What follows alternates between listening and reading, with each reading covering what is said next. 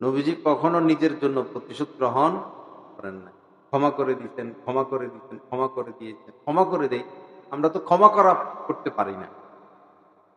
ক্ষমা ক্ষমা আমাদেরকে করে দেখ এটা পছন্দ করে, কিন্তু নিজে ক্ষমা করতে পারি না। বহু মানুষ আছে দুই ভাইয়ের মধ্যে দ্বন্দ্ব, যোগাযোগ নাই, একই বাড়িতে থাকে, একই গ্রামে থাকে, আপন ভাই। এই হয়তো জায়গা জমি নিয়ে সামান্য কিছু নিয়ে বিবাদ হয়েছে, বস কথা বলেন, অথচ 3 দিনের উপরে কথা বন্ধ রাখা যাবে না, পরে কবিরা গুনাহ হবে।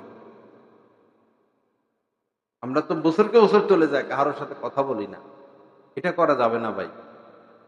সালাম দিবেন, কথা বলা শুরু করবেন, শরম ভাঙে ফেলবেন। কথা 3 দিনের বেশি বন্ধ রাখা যাবে না, এটার মধ্যে ইঙ্গিত আছে, পরস্পর দুশ্মনী রাখা যাবে না। ওলা তাবাগাজু, নবীজি বলেছেন একজন আরেকজনের সাথে দুশ্মনী রেখো না। ওলা তাহাসাদু, পরস্পর একজন আরেকজনের সাথে হিংসা রেখো না। ওলা তাদাবারু, একজন আরেকজনের সাথে লেগে থেকো না।